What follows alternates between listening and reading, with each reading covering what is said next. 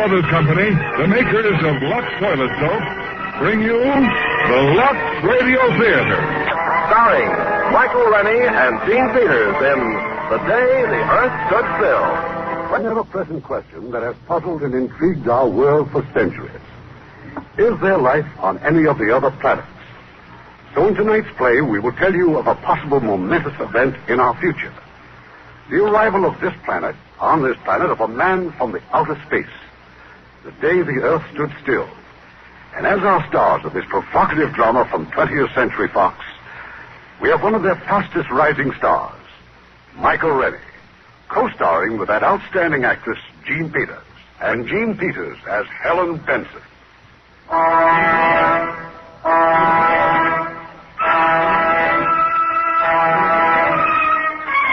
It was a pleasant spring day, an ideal day for a walk in the park, a day to push the baby buggy and be glad you were alive.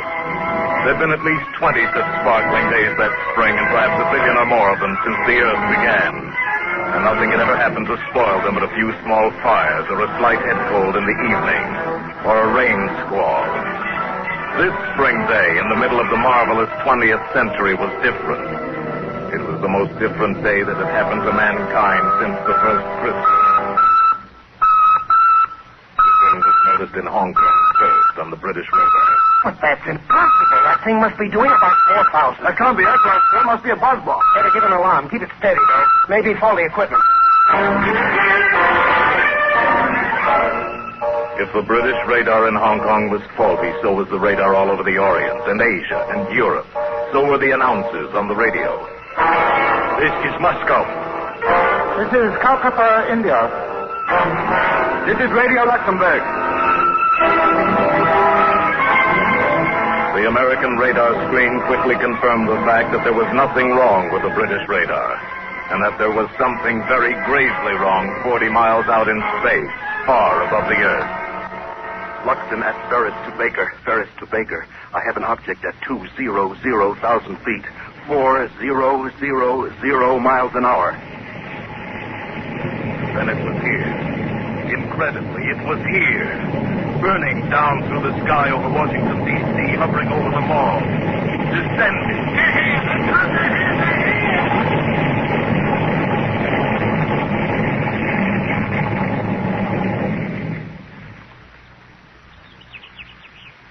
Not a sound. Stillness. Not a move from the cordon of tanks and armored cars and troops in full battle dress. Not a sound or gesture from the monstrous domed disc resting on the grass. The ship designed for travel outside the Earth's atmosphere landed in Washington today at 3:47 p.m. Eastern Standard Time. We still do not know where it came from. The ship is now resting exactly where it landed 2 hours ago.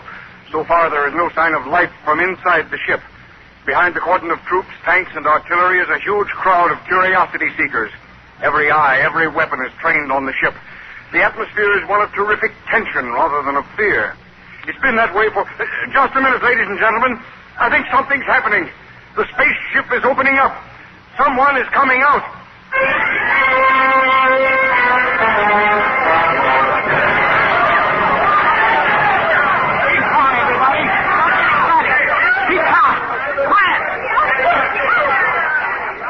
A wedge is opened in the smooth, unbroken metal skin of the spaceship. A ramp slithers out on the grass. Against an eerie glow of unearthly light from inside the spaceship stands the spaceman. He is a man, entirely like ourselves. He wears a close-fitting suit like a deep-sea diver's armor, but of alien material. The spherical helmet entirely conceals his head. He holds up his hand. He is going to speak. We have come to visit you in peace and with goodwill. Receive me as a friend. Here he comes, men. Watch it. Keep that BAR trained on him. He's close to something in his tunic, sir. Quiet. It's a ray gun or something. I'm going to let him have it. No, wait! You fool, he's down! Hold back that crowd! Everybody! Back! Your wound doesn't look too bad. I'm sorry, but you shouldn't have gone for that ray gun. It was not a weapon. He understands us. It was a gift for your president. With it, you might have studied life on another planet. What's bothering the crowd, Lieutenant? Tell him to... Oh, no. No. A nightmare stands on the ramp leading out of the spaceship. A mechanical giant, monstrous, all metal and menace, with a visor in his helmet lifting slowly, revealing a dreadful light boiling within that metal head. And suddenly, out of that incandescence, a narrow ray.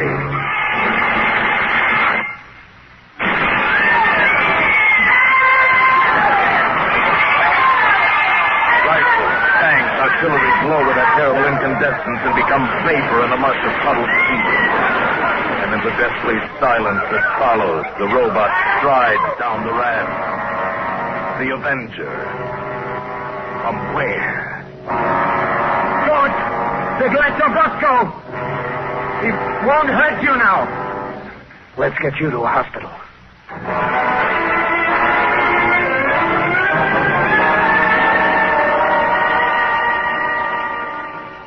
Good afternoon, sir. Good afternoon. The doctors here tell me your wound is not serious. No. It amazes them that it's almost healed already. I'm very glad. It should serve as some sort of indication of our powers. My name is Harley, secretary to the president. I've been told you speak our language fluently, that your name is Mr. Klaatu. Just Klaatu. The president has asked me to convey our deepest apologies for what has happened. Sit down, Mr. Harley. I'm sure I don't have to point out that your arrival was something of a surprise. Had you been traveling long? About 5 months. Your months? You must have come a long way. About 250 million of your miles. Naturally, we're very curious to know where you come from. From another planet. Let's just say that we're neighbors. Rather difficult for us to think of another planet as a neighbor. I'm afraid in the present situation you'll have to learn to think that way. The present situation? I mean the reasons for my coming here. Would you care to talk about it? Not now, or with you alone. Perhaps you'd rather discuss it personally with the president. I want to meet with the representatives from all the nations of the Earth. I'm afraid that would be a little awkward. Why? In view of the tensions and suspicions in our world today, such a meeting would be impossible. Mr. Harley, my mission here concerns the existence of every last creature who lives on Earth. It must not be complicated by the childish jealousies, intrigues, suspicions of your planet. Our problems are very complex. You mustn't judge us too harshly. I'm impatient with stupidity. My people have learned to live without it. The president will, of course, do his best to bring about the meeting you desire. I know it will be quite useless. I wish it were otherwise. I'm very sorry, Mr. Klaatu. Wait. Before making any grave decisions, I think I should get out among your people. Become familiar with the basis for these strange, unreasoning attitudes. Our military people insist that you do not attempt to leave the hospital. The door will be locked. I'm sure you understand. Good day, Mr. Klaatu.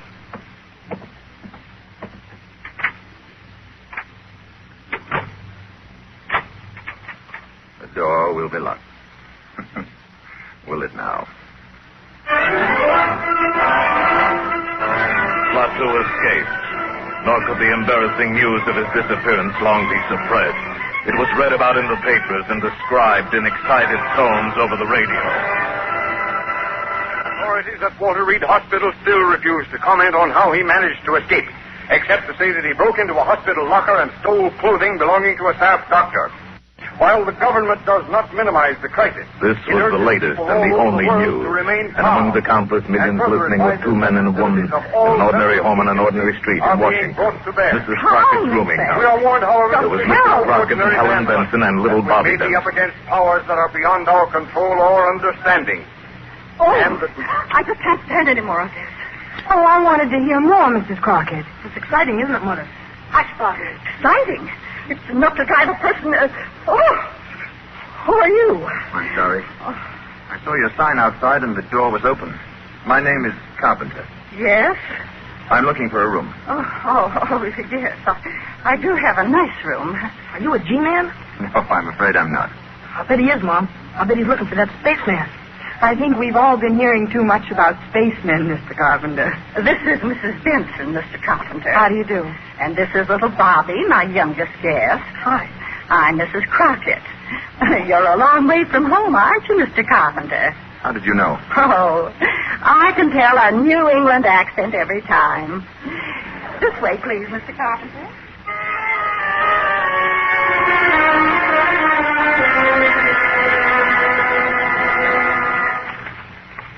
And so this Sunday morning, we asked the question that has been plaguing the entire world for 2 days now. Where is the creature, and what is he up to? Eat your cereal, Bobby. Oh, Mom, I'm almost full as it is. Bobby? Okay, Mr. Carpenter. I'm sorry, Mrs. Crockett. Please, go on reading. Creature, and what is he up to? If he could build a spaceship that can fly to Earth and a robot that can destroy our tanks and guns, what other terrors can he unleash at will? What a man. Obviously, we must track down this monster and destroy him before he destroys us. Correct. Then why don't they do it? This spaceman, or whatever he is, we automatically assume he's a menace. Maybe he isn't after all. Well, then where is he, Mrs. Benson? What's he up to? Maybe he's afraid. Oh, he's afraid. And after all, he was shot the minute he landed here. I just was wondering what I'd do. Perhaps before deciding upon a course of action, you'd want to know more about the people here. Nothing strange about Washington. A person from another planet might disagree with you. Oh. It's all right, Mrs. Crockett. That's Mr. Stevens calling for me. I'll go to the door. That awful robot standing there like an ugly iron statue just needs a shiver. Morning, Tom. Hello, Helen. Hey, can anybody see us? Oh, no. So, all right, we're all set. I picked up some sandwiches and put gas in the car, and the radio is busted, so we can forget about the spaceman for a day, huh? I haven't been able to arrange for anyone to stay with Bobby. Mrs. Crockett's going out, and I don't suppose we could take him with us. Oh. Well, we could. Just a day. Mrs. Crockett has plans, and I don't know who else to ask. I haven't any plans. Oh, Mr. Carpenter. I'd be glad to spend the day with Bobby, if you'd let me. Oh, great, thanks. Well, it's very nice of you to offer. Oh, I'm sorry, Mr. Carpenter. This is Tom Stevens. How do you do? Bobby and I had a fine time yesterday afternoon. I thought he might show me around the city today.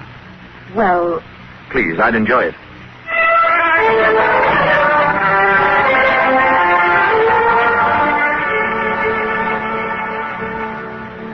And this is where my father is buried. Robert Benson, Virginia, 1st Lieutenant, 45th Infantry. April 10th, 1916, January 29th, 1944. Your father was very young, wasn't he, Bobby? He was killed at Anzio. Did all these people here die in wars? Oh, most of them. Didn't you ever hear of Arlington Cemetery? I'm afraid not. You don't seem to know much about anything, Mr. Carpenter. I've been far away, Bobby. Don't they have places like this where you've been? Not like this one. You see, they don't have any wars. Let's walk. All right. What would you like to do now? Go to the movies. All right. No fooling? No fooling. Do you have to have money to go there? Well, I've got $2. I'll treat you, okay? No, I want to take you. Look, do you think they'd accept these? Oh, gee, what are they? Diamonds? Well, in some places, these are what people use for money. They're easy to carry and they don't wear out. I'll bet they're worth $1 million. Would you give me your $2 for 2 of these? Sure, okay. There you are. Let's not say anything to Mom about this, huh? Why not? Well, she doesn't like me to take advantage of people. Hey, before we go to the movies, would you like to see the Abraham Lincoln Memorial? Thank you. Yes, I would. Well,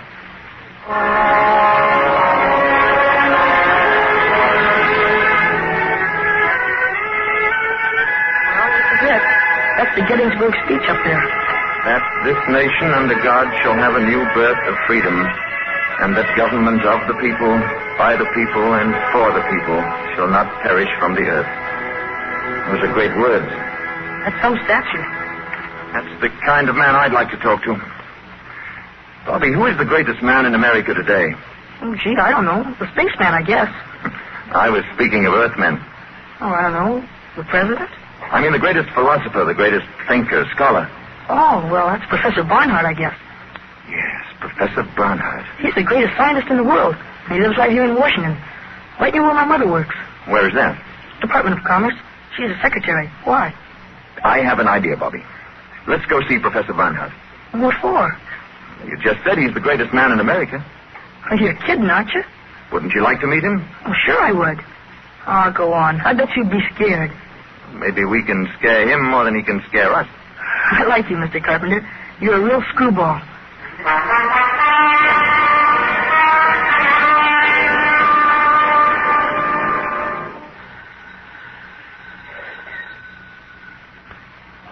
Gee, maybe the professor isn't at home. Let's take a look through that window. I'll bet this is where he works. Look in there. Books all over. Blackboard's full of stuff. That door's locked, too. Is it? I know it isn't, Bobby. Oh, that's funny. We'll go in and wait for him. I'm sure he won't mind. Gee, just think. All the brains that goes on in here. Well, what's all that stuff on the blackboard? It's a problem in celestial mechanics. Well, what's the matter? You'll never get the answer that way. Let's see. Hey, it says don't erase. Don't touch. This is right. Check. Correct. Correct. And here's where he gets off the track. Well, we'll fix that. So. You must be an arithmetic teacher, I bet. Differentiate the equation. There. Who are you? Uh-oh. How dare you come in like this? How dare you write on that blackboard? Do you realize the professor's been working on that problem for weeks? He'll solve it in no time now. What do you want? We came to see Professor Barnhart. Well, he's not here, and he won't be back until evening. I think you better leave. Will you tell him that Mr. Carpenter is here? 1615 M Street, Northwest. I think he'll want to talk to me. Indeed. Thank you. Oh, it may have entered your mind to erase what I've written on the blackboard. It certainly has. I wouldn't do that. The professor needs it very badly. Come on, Bobby. Carpenter, 1650 M Street, Northwest. Carpenter, M Street. Operator, give me the police.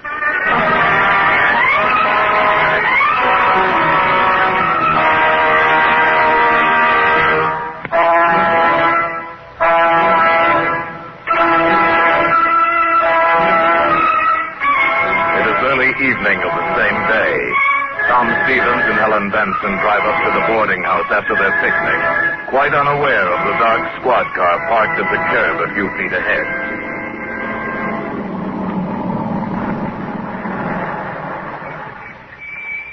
Well, here we are. Thank you, Tom. It was a wonderful day. You, still haven't answered my question. Oh, you know how I feel, Tom. But I still want time to think it over. If I could only tell the boss I was getting married and acquiring 2 dependents. You're a good salesman. A good salesman wouldn't give you time to think about it. Good night. Didn't you forget something? Now, good night. Good night.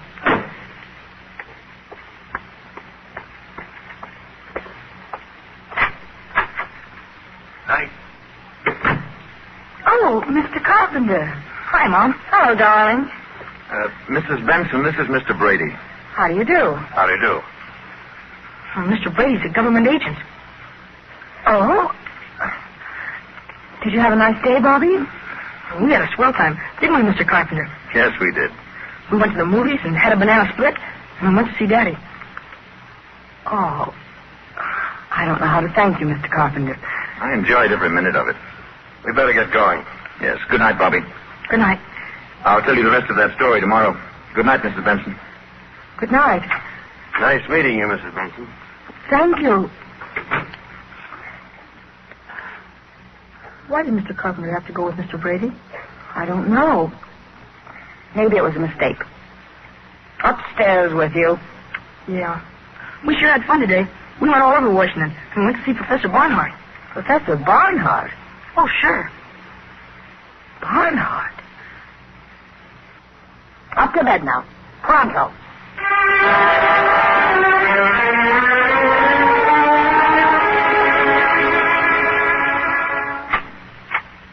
Is this the man you wanted to see, Professor Barnhart? Thank you, Mr. Brady. If I may speak to Mr. Carpenter alone, please. I'll wait outside, Professor. You are Mr. Carpenter, Yes, Professor. who wrote those equations on my blackboard? My clumsy way of introducing myself. Forgive the manner in which you were picked up. Hilda called the police before I saw your annotations on the board. I appreciate the need for security, Professor. I have not quite fathomed the problem, even with your remarkable assistance, Mr. Carpenter. Let's look at it, sir. All you have to do now is substitute this expression at this point. Yes, that will reproduce the first-order term, but what about the effect of the other terms? Negligible. With variation of parameters, this is the answer. How can you be so sure? Have you tested this theory? I find it works well enough to get me from one planet to another. Plateau. I spent 2 days at your Walter Reed Hospital. I was interviewed by... I need no proof. This blackboard is proof. If you're not interested, or if you intend to turn me over to the Army, we needn't waste any more time. Interested? Will you excuse me one moment, please? Mr. Brady, you may go now. Please thank General Cutler and tell him that I know this gentleman. So much for that, Klaatu. Now, please sit down. You have faith, Professor. Faith and curiosity. Do sit down. I have several thousand questions to ask you. I would like to explain my mission here. That is my first question. It was my hope to discuss this officially with all the nations of the world. I was not allowed the opportunity. Now, we know from scientific observation that your planet has discovered a rudimentary kind of atomic energy. We also know that you're experimenting with rockets. Yes, that is true.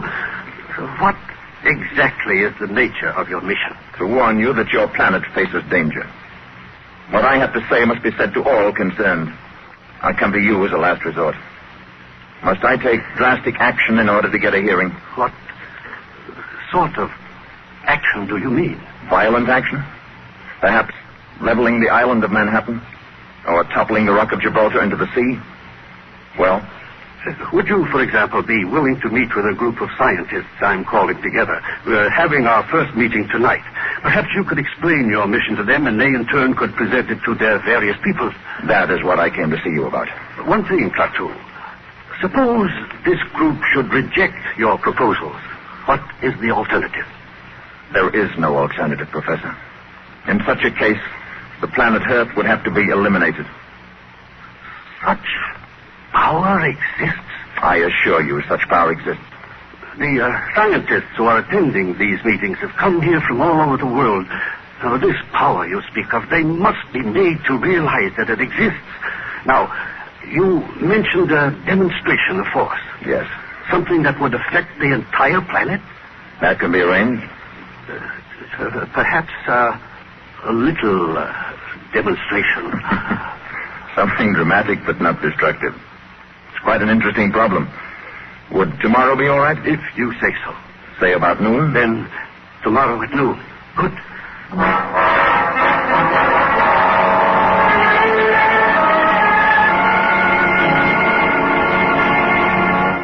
Going out tonight, Mrs. Benson? Oh, it's you, Mr. Carpenter. I'm afraid I startled you. Yes, I am going out. Mr. Stevens is calling for me. Everyone seems so... Jittery is the word. Bobby's the only person I know who isn't jittery. He's a fine boy, Mrs. Benson. Naturally, I think so. Warm, friendly, intelligent. He's the only real friend I've made since I've been here. Mr. Carpenter, this is none of my business, but why did that detective come here last night? That Mr. Brady? Bobby and I tried to see Professor Barnhart in the afternoon, but he wasn't in. Apparently they thought I was looking for secrets of some kind. Oh, that must be Tom now. Oh, Mr. Stevens, do come in. Helen is in the sitting room. Alert Mrs. Crockett. She has a romantic mind. Hello there, Helen. Got a minute to spare. You ready? Hello, Carpenter. Picture starts at 8:50 on the dot, Helen. I'll be ready in a minute. I was just talking to Mr. Carpenter. Oh, I hope Mr. Carpenter won't think I'm intruding. Excuse me. I was just going up to my room. Good night. Good night, Mr. Carpenter. Have a good time, both of you. Thank you. Tom, that was awful. I'm sorry. I guess I'm just tired of hearing about Mr. Carpenter. Mr. Carpenter. I don't like the way he's attached himself to you and Bobby. After all, what do you know about him? Very little, it's true. Well, let's not stand and talk about it anymore. I'll go up and get my things.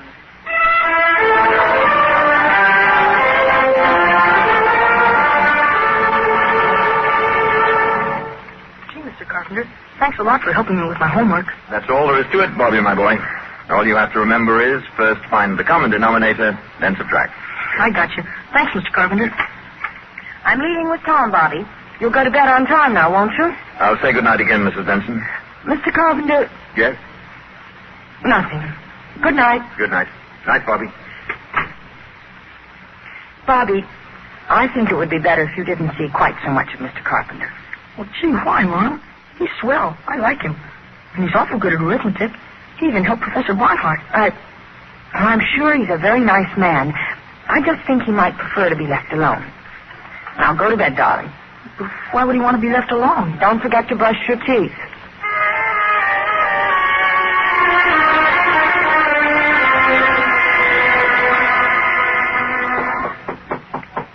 Come in.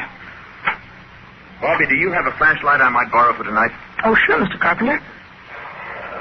It's a real Boy Scout one. Thank you, Bobby. Why do you want it? The light in my room went out. See you tomorrow. Better get into bed now. Gee, I wonder if the batteries are any good. Mr. Carpenter! Bobby went to the door and opened it. What he saw down the hallway puzzled him. Mr. Carpenter's door was ajar and light was pouring out of his room. Funny. He said his light went out. Then Mr. Carpenter came out carrying the flashlight and stealing down the steps like a thief. This was peculiar, but this was adventure. Bobby followed Mr. Carpenter, and what he saw couldn't have been a dream. It was too real. But it couldn't have been true either. It was too deliciously frightful. Dream or not, it was filled with darkness, stung by staccato flashes from a genuine Boy Scout flashlight. Flashes that activated a giant robot into knocking out his guards, so that Mr. Carpenter from the boarding house could get into the shed the Army had built around the spaceship. And dream or not, Bobby saw this Mr. Carpenter go into the spaceship.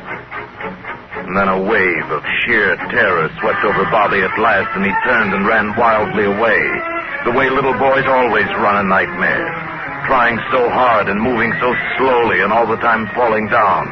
It was awful. It was swell.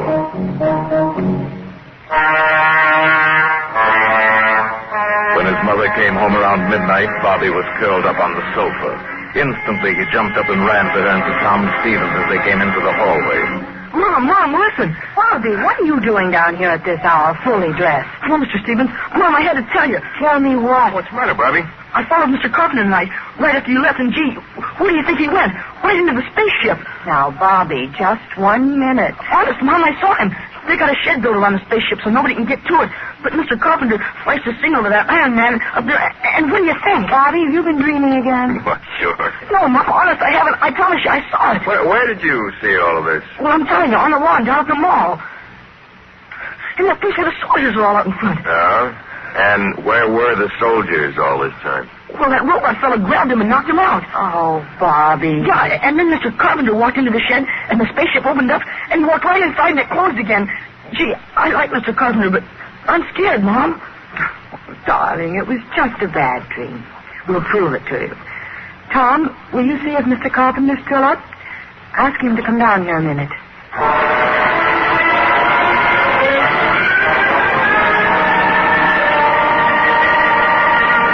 Ellen. Yes, Tom? Ellen, he's not there, but look what I found on the carpet. It can't be a diamond, can it? I don't know. It's much too big. Oh, but it looks real to me. Oh, Mr. Carpenter's got lots of them. He gave a couple of them to me. Here. He gave you these? Well, not exactly. I gave him $2. I don't know, but this whole thing, that doesn't make sense. Look, Ellen, do you think it's all right for you to stay here? There's a strong lock on my door. And Bobby's going to sleep in my room tonight. Okay. Upstairs, nightmare boy. It wasn't a nightmare. Bobby. Yeah, Mom? Bobby, your shoes are soaking wet. Yeah. Grass on the wall was kind of wet. Good night, all. Oh, Tom. I wonder.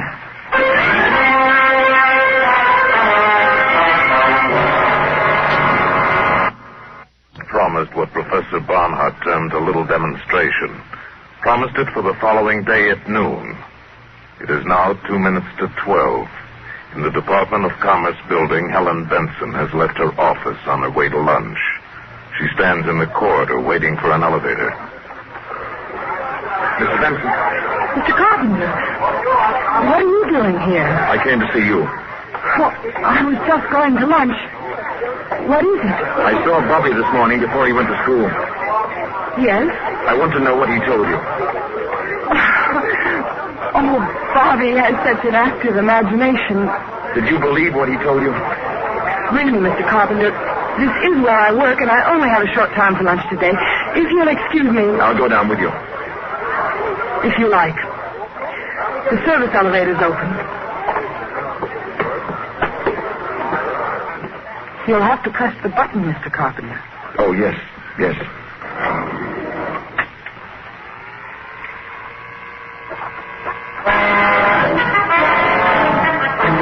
It was just 5 seconds before noon of that fateful day when Helen Benson and Mr. Carpenter stepped into that electric elevator.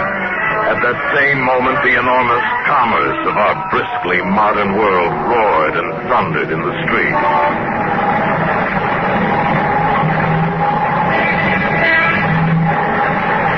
5 seconds to noon. 4 seconds. 3 seconds. 2 seconds. 1. 0.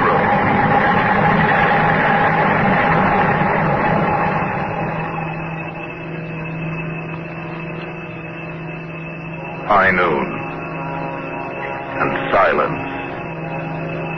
All over the world, traffic stopped dead in a million streets.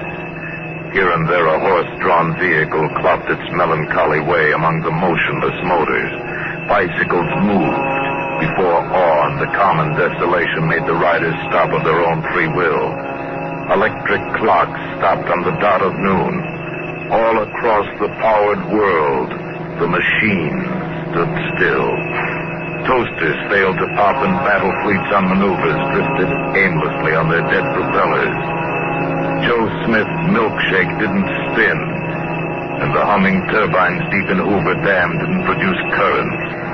Mrs. Housewife's washer stopped in the middle of its cycle, and electric lights went out all over the world. At a conference table in Washington, a hasty council of the armed services was held. As far as we can tell, gentlemen, all electric power has been cut off all over with few exceptions, and even these exceptions are remarkable. Hospitals, planes in flight, that sort of thing. I wish I could be more specific, but all communications are out. I can tell you that we are preparing to declare a state of national emergency, but before we start discussing plans, I want a report from Colonel Ryder. All I can report, General, is that the robot at the spaceship was discovered to have moved last night. It knocked unconscious the 2 soldiers guarding the entrance to the shed the Army engineers had built around the spaceship, indicating that someone, presumably the spaceman, had wanted to get into the ship for one reason or another. In all likelihood, to signal for this demonstration of his planet's power. Go on, Colonel. Oh, that's all, sir. Well, gentlemen, until now, we've agreed on the desirability of capturing this man alive. We can no longer afford to be soft in this matter. We will get him alive if possible, but we must get him. Is that clear, gentlemen? Dead or alive? Get him.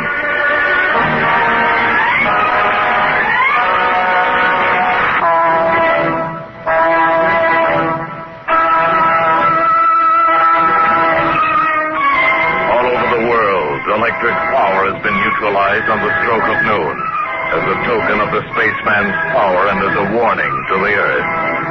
While they've been trapped between floors in an elevator, the spaceman has told Helen his identity and purpose here.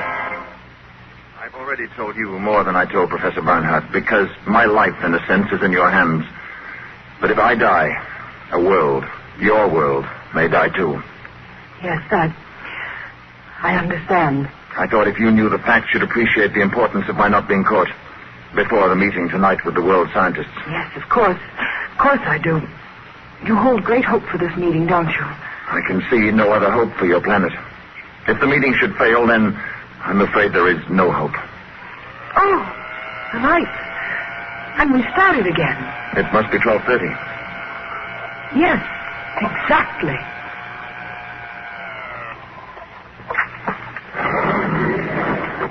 Where are you going now? Back to the boarding house. I'll be safe there for the afternoon. I'll be able to keep an eye on Bobby. He's the only other person who knows about me. No. Wait a minute. There is someone else. How? They can't be. Tom. He was with me last night when Bobby told me what he saw. Well, of course, he doesn't know anything definite, and well, he talked to me first before... But then we can't take a chance, can we? Can you get in touch with him? I think so. I mean at once, now. I'll try. You will. You must.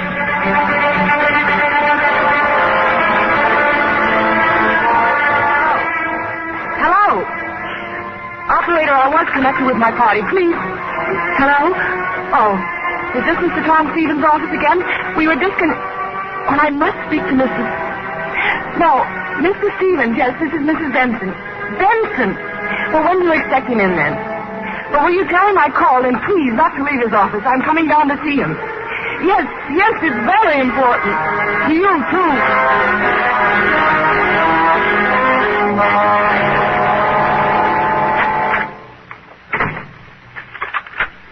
Margaret, this is Mr. Stevens. I just got in. Listen, call the Pentagon. Who? Miss Benson, when? Never mind. This is more important. Listen. Call the Pentagon and find out who's in charge of the spaceman business. Whoever it is, I want to talk to him. Tom. Call me back right away and don't take any other calls. Brush them off fast. Tom, I've been trying to get you all afternoon. I've got some pretty terrific news about your good friend, Mr. Carpenter. What about him? He's the man from the spaceship. I had that diamond or whatever it is checked at 3 different places. Nobody on Earth's ever seen a stone like that. And after what Bobby's told us, that's enough for me. Why is it nobody knows about this Mr. Carpenter? Why hasn't he got any money? All right, Tom. It's true. How do you know? You've just got to promise me you won't say a word to anybody. Oh, nobody but the Pentagon. Please, Tom. Are you crazy? After what happened today, he's a menace. You don't understand. You don't realize how important it is. Important. Of course it's important, and we can do something about it. We mustn't do anything about it, Tom. Believe me, I know what I'm talking about. I say he is dangerous. It is our duty to turn him in. He isn't dangerous. He isn't a menace. He told me what he came here for. Oh, honey, don't be silly because you happen to like the guy. Do you realize what this will mean for us? I'll be the biggest man in the country. I'll write my own ticket. Is that what you're thinking about? Listen, somebody's got to get rid of him. Tom, I'm not going to let you do it. Tom, don't. Oh, Margaret? Yeah. General Cutler? Good. Now, hold on. You don't know what you're doing. It isn't just you and Mr. Carpenter. Mr. Carpenter. It's everybody. The rest of the world is involved. I don't give a hang about the rest of the world. I'm in this for me. Tom. Now, you'll feel different when you see my picture in the papers. I feel different right now. Well, you'll see. You're going to marry a hero. I'm not going to marry anybody. Not even a hero. Alan. Hello? General Cutler? General, my name is Tom Stevens, with a V. I have positive information about the spaceman and where he's staying. Right. Yeah, of course I'm sure. He's living in a boarding house at 1615 M Street, Northwest. That is correct, General. Yes, I have all of it now, Mr. Stevenson. Thank you very much indeed. I want to talk to you further, but I haven't time now. We want to act on this. Yes, sir? Have Colonel Ryder deploy all Zone 5 units according to Plan B immediately. Investigate 1615 M Street, Northwest for presence of spaceman. Repeat.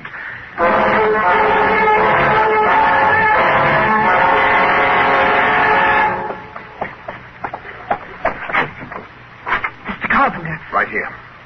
Did you see Tom? What does he say? It's no good. It's too late. I got a taxi outside. Hurry.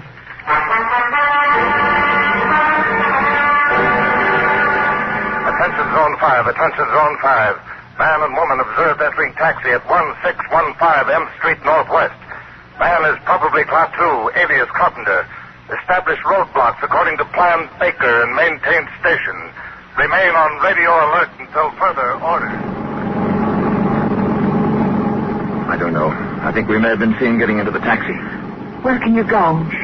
I'm sure Barnhart can arrange to hide me until the meeting tonight. Where is it going to be? At the ship. Now look there. Army cars. Full troops in full gear. The alarm is out all right.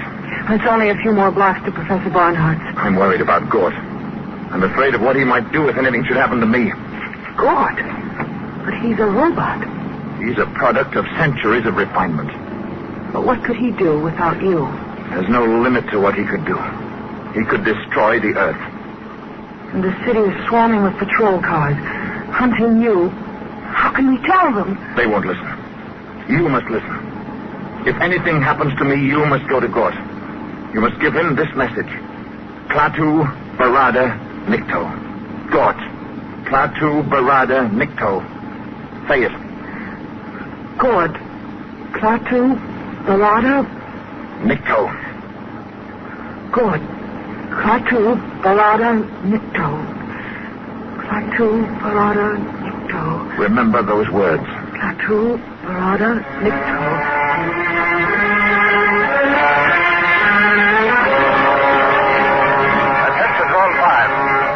Moving north on 14th Street from Harvard Street. Man and woman in back seat. License number H0012. H0012. Section 2, close in. This is your target vehicle. We're hemmed in. Driver will get out here. I'm going to try to run for it. If they get me, you get to Gort. Now. There he is! Stop him! Shoot! Will fire! Mr. Carpenter! Go on. Run!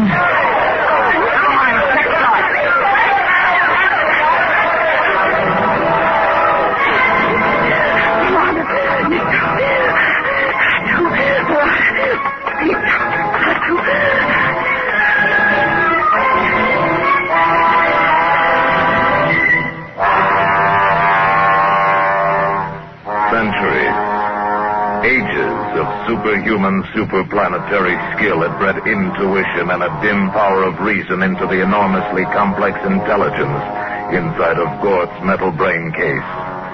When Helen Benson stumbled up to the shed that housed the space machine, the guards were not there. Then she saw them. They were lying inside, their rifles fused and bent. Gort somehow knew that Klaatu was dead.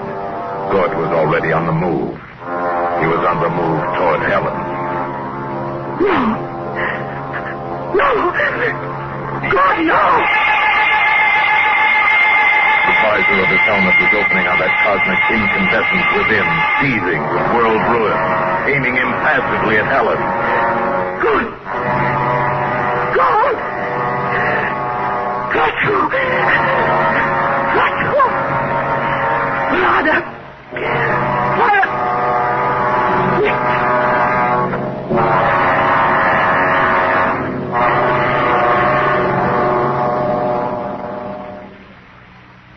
Helen Benson fainted. When she returned to consciousness, she was lying on a dais bathed in a soft, shadowless light in a chamber vaguely circular of completely unfamiliar build. She was in the space machine. The corpse stood brought with his back to her and lying in front of him on the platform. Gort, the machine of the automaton, was applying electrodes to his master and a fierce, quiet, maddening sound.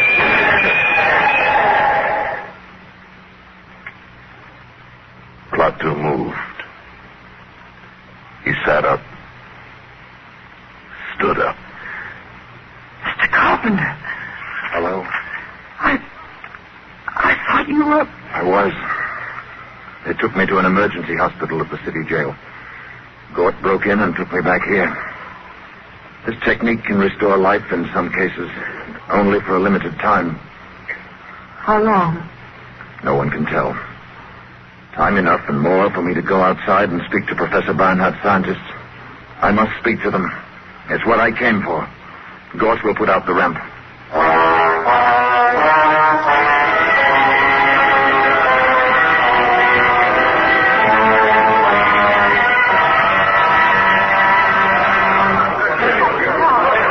You people of Earth, you men of science, you are here from all over your world. Europe, Asia, representing many nations, many ideas. I am leaving soon. You will forgive me if I speak bluntly. The universe grows smaller every day. Where I come from, we believe there must be security for all, or no one is secure. This does not mean giving up any freedom, except the freedom to act irresponsibly. This is the message that I ask you to take back when you return to your native land. Tell your people and your governments that we have created a race of robots whose function it is to patrol the planets in spaceships and preserve the peace. At the first sign of treachery, they will act automatically. Nothing you have here on Earth can stop them. The penalty for provoking their action is too terrible to risk. Your choice is simple. Live in peace or perish in violence. We shall be waiting for your answer. The decision rests with you. Gort Baringo.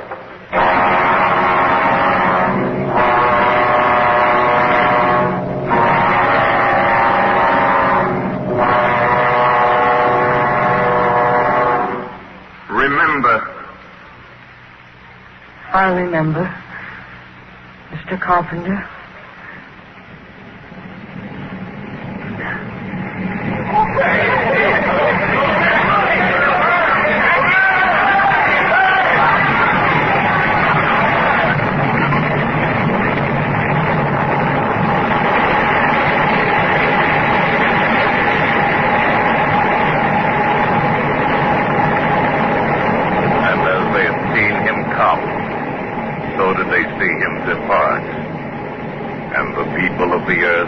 Pondered upon the warning.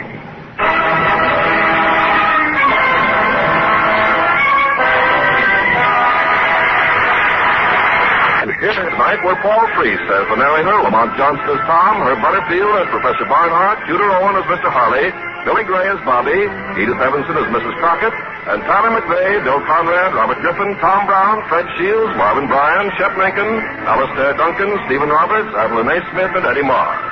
The Day the Earth Stood Still was based on Harry Bates' story, Farewell to the Master, which appeared in Astounding Science Fiction magazine. Our radio play was adapted by Milton Geiger, and our music was composed and directed by Rudy Schrager.